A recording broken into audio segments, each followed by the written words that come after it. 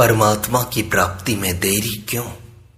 इस बात को समझाते हुए पूज्य स्वामी रामसुखदास जी कहते हैं कि परमात्मा प्राप्ति का उद्देश्य लेकर चलने वाले जितने भी मनुष्य हैं उन सबको परमात्मा प्राप्ति होगी, पर कब होगी, कितने जन्मों के बाद होगी, इसका नहीं पता है। शरीर को अपना और अपने लिए मानते हुए कोई साधन करेगा तो उसको कितने जन्म लेने पड़ेंगे, कितनी योनियां भोगनी पड़ेंगी, इसका कुछ पता नहीं है। इसलिए मेरी शुरू से यही लगन रही है कि मनुष्य को जल्दी परमात्मा प्राप्ति कैसे हो। यद्यपि किया हुआ साधन कभी निरर्थक नहीं जाता, तथापि परमात्मा की प्राप्ति जल्दी कैसे हो, यह लगन होनी ही चाहिए।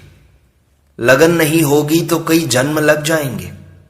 जो वस्तु कल मिलेगी वह आज मिलनी चाहिए, आज भी अभी मिलनी चाहिए।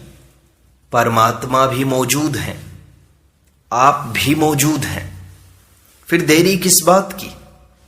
परमात्मा प्राप्ति में देरी की बात मुझे सुहाती नहीं। जो काम जल्दी हो सके उसके लिए देरी क्यों?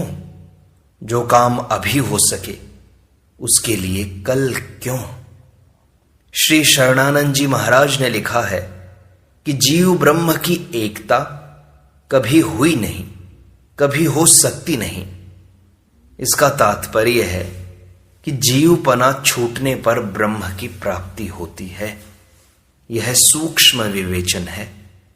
इसी तरह कहा जाता है कि साधु को परमात्मा की प्राप्ति नहीं होती, गृहस्थ को परमात्मा की प्राप्ति नहीं होती, ब्राह्मण को परमात्मा की प्राप्ति नहीं होती। तो इसका तात्पर्य है कि साधु पने का अभिमान रहते हुए परमात्मा प्राप्ति नहीं होती, ब्राह्मण पने का अभिमान रखते हुए परमात्मा प्राप्ति नहीं होती। अभिमान छूटेगा तब प्राप्ति होगी। इन सब बातों को कहने का तात्पर्य यही है कि परमात्मा प्राप्ति में देरी मत करो। आपके कैसे ही पाप ताप हों, आप कितने ही दुर्गुणी दुराचारी हों, पर आपकी लगन लग जाए तो आज परमात्मा प्राप्ति हो सकती है। साध्य की प्राप्ति साधक को ही हो सकती है। ब्राह्मण साधु इत्यादि को कैसे होगी? ब्राह्मण को ब्राह्मण कन्या विवाह के लिए मिल सकती है, पर परमात्मा कैसे मिलेंगे? साधु को भिक्षा मिल सकती है, पर परमात्मा कैसे मिलेंगे? शरीरधारी को परमात्मा की प्राप्ति नहीं होती। साधक शरीरधारी नहीं होता और शरीरधारी साधक नहीं होता। अपने को पुरुष या स्त्री मानेंगे तो परमात्मा की प्राप्ति कैसे होगी? मैं स्त्री या पुरुष हूं ही नहीं, मैं तो भगवान का हूं, ऐसा भाव होगा तो बड़ी जल्दी कल्याण हो जाएगा। अपने को स्त्री या पुरुष मानना तो सांसारिक व्यवहार के लिए है, परंतु पारमार्थिक मार्ग में अपने को स्त्री या पुरुष मानेंगे तो बड़ी देरी लगेगी। चिन्मयता की प्राप्ति चिन्मय को ही होगी, जड़ को कैसे होगी? समता की प्राप्ति को बहुत ऊंचा बताया गया है। सेठ जी श्री जयदयाल जी गोयंदका ने लिखा है कि गीता के अनुसार अगर समता आ गई तो दूसरे लक्षण भले ही ना आए, परमात्मा प्राप्ति हो जाएगी, और समता नहीं आई तो भले ही दूसरे बड़े बड़े लक्षण आ जाएं, परमात्मा प्राप्ति नहीं होगी। वह समता ममता का त्याग करने से ही आती है। तुलसी ममता राम सो, समता सब संसार। श्री शरणानंद जी महाराज ने साफ लिखा है कि ममता को छोड़ते ही समता आ जाएगी। दूसरी बात उन्होंने लिखी है कि अपने लिए तप करना भी भोग है और परमात्मा के लिए झाड़ू लगाना भी पूजा है। हिरण्यकशिपु ने कितनी कठोर तपस्या की, ब्रह्मा जी ने भी कह दिया कि ऐसी तपस्या आज तक किसी ने नहीं की, परंतु उसको तपस्या से क्या परमात्मा प्राप्ति हो गई। उसका परमात्मा प्राप्ति का उद्देश्य ही नहीं था। इन बातों का तात्पर्य परमात्मा प्राप्ति जल्दी करने में है। अगर परमात्मा की प्राप्ति करना चाहते हो तो अपने को स्त्री या पुरुष न मानकर अपना संबंध परमात्मा के साथ जोड़ो। शरीर तो मिला है और बिछुड़ जाएगा। शरीर में ही आप अटक जाओगे तो फिर परमात्मा प्राप्ति कैसे होगी। परमात्मा की प्राप्ति तब होगी जब परमात्मा के साथ संबंध जोड़ोगे।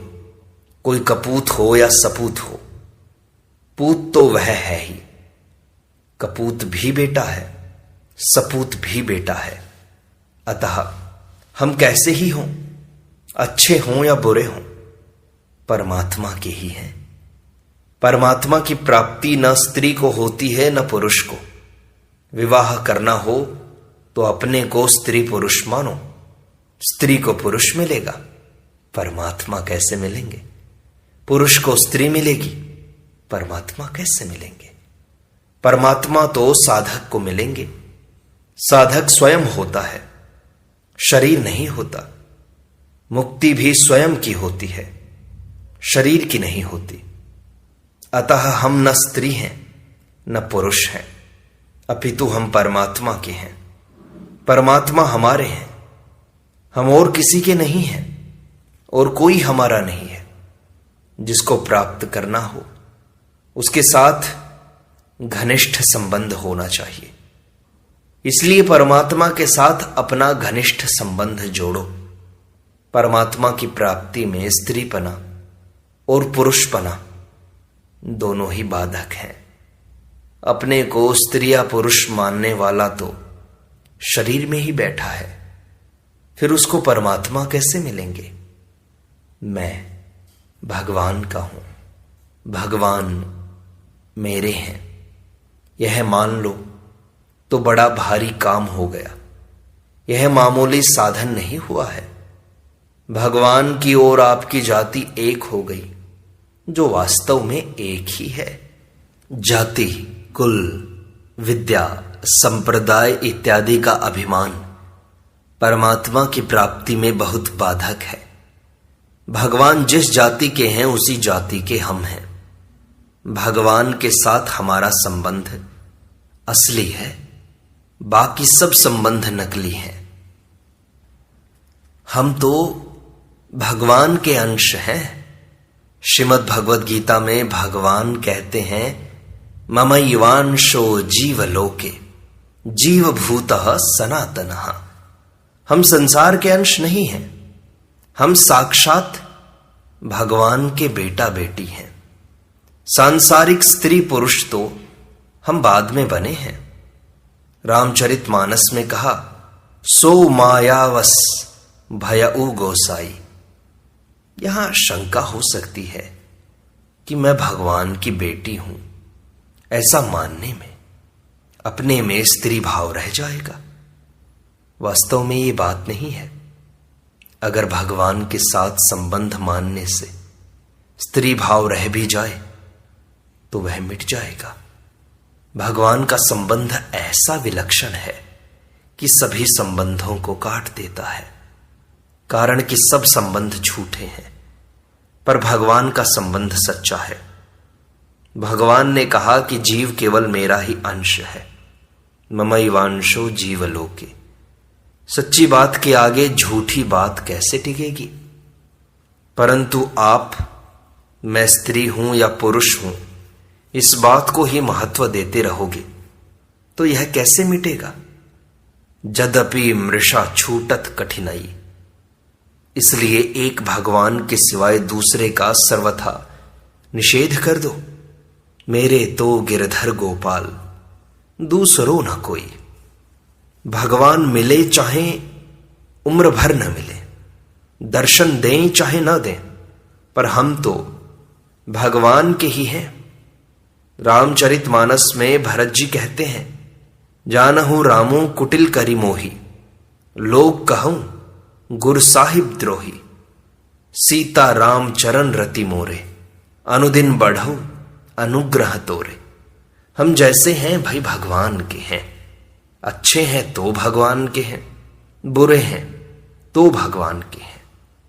जैसे विवाहित स्त्री भीतर से अपने को कुंवारी नहीं मान सकती, इसी तरह भक्त भगवान के सिवाय दूसरे को अपना मान सकता ही नहीं है। झूठी बात मानेगा कैसे? भगवान को प्रत्येक आदमी अपना मान सकता है, पापी से पापी, दुष्ट से दुष्ट, वो भी भगवान को अपना मान सकता है, कारण कि यह मान्यता सच्ची है, दूसरी सब मान्यताएं झूठी हैं। आपके हजारों आदमी कह दें कि तुम भगवान के नहीं हो, तो उनसे यही कहें कि आपको पता नहीं है। भगवान भी कह दें कि तुम हमारे नहीं हो, तो उनसे कहें कि आपको भूल हो सकती है, पर मुझे भूल नहीं हो सकती। इतना पक्का विचार होना चाहिए। अस अभिमान जाई जनि भोरे, मैं सेवक रघुपति पति मोरे। इस तरह दृढ़ता आने से भगवान में अपनापन हो जाए तो फिर परमात्मा प्राप्ति में देरी नहीं लगती। देखो, भगवान ने जीव पर कृपा करके उसको अपना कल्याण करने के लिए ही मनुष्य शरीर दिया है। अपना कल्याण करने के सिवाय मनुष्य जन्म का दूसरा कोई प्रयोजन है ही नहीं। शरीर, धन संपत्ति, जमीन, मकान, स्त्री, पुत्र इत्यादि जितनी भी सांसारिक वस्तुएं हैं, वे सब की सब मिलने वाली और बिछुड़ने वाली हैं। अतः कोई कितना ही बड़ा धनवान बन जाए, बलवान बन जाए, विद्वान बन जाए, ऊंचे पद वाला बन जाए, बड़े कुटुंब वाला बन जाए, पर अपने कल्याण के बिना ये सब की सब वस्तुएं अपने कुछ काम नहीं आएंगी। बिना दूल्हे की बारात की तरह संपूर्ण सांसारिक भोग व्यर्थ है। इसलिए मनुष्य का खास कर्तव्य है अपना कल्याण करना। एक मार्मिक बात है कि अपना कल्याण करने में मनुष्य मात्र सर्वथा स्वतंत्र है, समर्थ है, योग्य है, अधिकारी है, सब मनुष्य। कारण कि भगवान जीव को मनुष्य शरीर देते हैं तो उसके साथ अपना कल्याण करने की स्वतंत्रता, सामर्थ्य, योग्यता और अधिकार भी प्रदान करते हैं। अब प्रश्न उठता है कि मनुष्य अपना कल्याण करने के लिए क्या करे? इसका उत्तर है कि यदि मनुष्य इन 4 बातों को दृढ़ता से स्वीकार कर ले तो उसका कल्याण हो जाएगा। पहली कि मेरा कुछ भी नहीं है। दूसरी, मुझे कुछ नहीं चाहिए। तीसरी, मेरा संसार में किसी से कोई संबंध नहीं है। चौथी, केवल भगवान ही मेरे हैं। यदि मनुष्य इन 4 बातों को दृढ़ता से स्वीकार कर ले तो परमात्मा प्राप्ति में देरी नहीं लगेगी। मिलने और बिछुड़ने वाली वस्तुओं को अपना मानना मूल दोष है, जिससे संपूर्ण दोषों की उत्पत्ति होती है। वास्तव में अनंत ब्रह्मांडों में केश जितनी वस्तु भी अपनी नहीं है, इसलिए मेरा कुछ भी नहीं है। ऐसा स्वीकार करने से जीवन में निर्दोषता आ जाती है। निर्दोषता आते ही मनुष्य धर्मात्मा हो जाता है। जब मेरा कुछ है ही नहीं तो फिर हम किस वस्तु की चाहना करें? अतः मुझे कुछ भी नहीं चाहिए, ऐसा स्वीकार करते ही जीवन में निष्कामता आ जाती है। निष्कामता आते ही मनुष्य योगी हो जाता है, अर्थात उसको समत्व रूप योग की प्राप्ति हो जाती है। समत्वम योग उच्यते। कोई भी कामना न होने से उसको चित्त वृत्ति निरोध रूप योग की भी प्राप्ति हो जाती है। मनुष्य मात्र का स्वरूप स्वतः असंग है। असंगो ही अयम पुरुषः। अतः मिलने और बिछुड़ने वाले किसी भी वस्तु व्यक्ति के साथ अपना संबंध न मानने से मनुष्य को अपनी असंगता का अनुभव हो जाता है। असंगता का अनुभव होने पर वह ज्ञानी हो जाता है।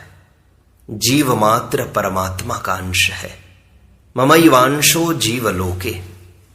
भगवान का अंश होने के नाते केवल भगवान ही हमारे हैं। भगवान के सिवाय दूसरा कोई हमारा नहीं है।